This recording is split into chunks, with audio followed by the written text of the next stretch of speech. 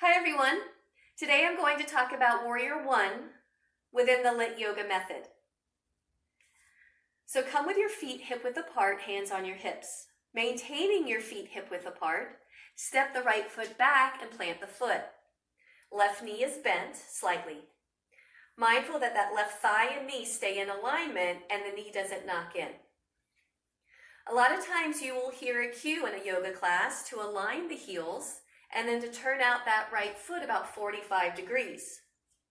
Now those two cues are anatomically and biomechanically unsound for most people, and especially women given the cue angle, which is the angle between their hips and their knees.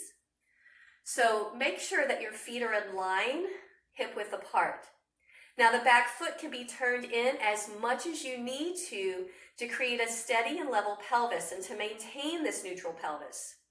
When that foot gets to turning out and you're asked to square your hips towards the front of the room, that can put a lot of strain and torque on that right knee and right ankle.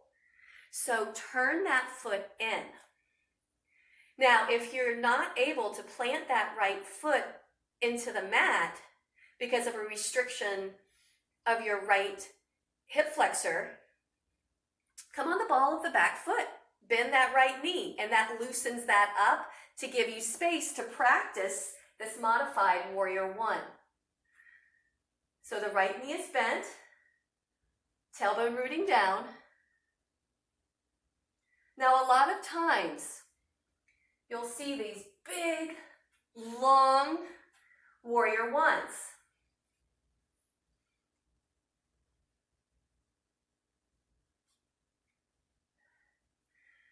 Look what that does to my pelvis. It anteriorly tilts my pelvis, which has me not be able to engage my core as strong as I need to. It has my ribs spilling forward. The lifting of my chin and looking up further accentuates this lumbar lordosis. So what I'm doing is sinking into the tissues around my pelvis that causes SI joint dysfunctions, low back pain, and we don't need to do that. It may look pretty, but it's not sound. So let's shorten our Warrior 1.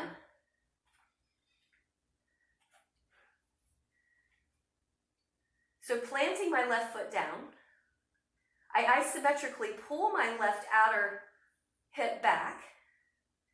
Right glute is engaged, right quad is strong, right foot is pressing down. I want my ribs to stay contained, so a sound I like to do is ha, and that really corsets the torso there, and then I keep the belly drawing in. As I reach my arms up, I allow the shoulder blades to lift. A lot of times you will hear, plug the shoulders down. Do not do that. That runs the risk of serious shoulder impingement. So we want to allow the shoulder blades to do what the shoulder blades do when the arms are overhead, and that's to upwardly rotate. So reach up. Keep your chin level, neutral here. Throat moves back. So pressing through that left foot, I hug the left outer hip back. Right glute is activated, right quad strong, right foot planted. Ribs and belly are contained, and I reach up. Throat moves back. So I hope that gave you some insight on a strong and stable Warrior 1, maintaining a neutral spine and neutral pelvis. Give that a try. Let me know how it feels. Enjoy. Thank you.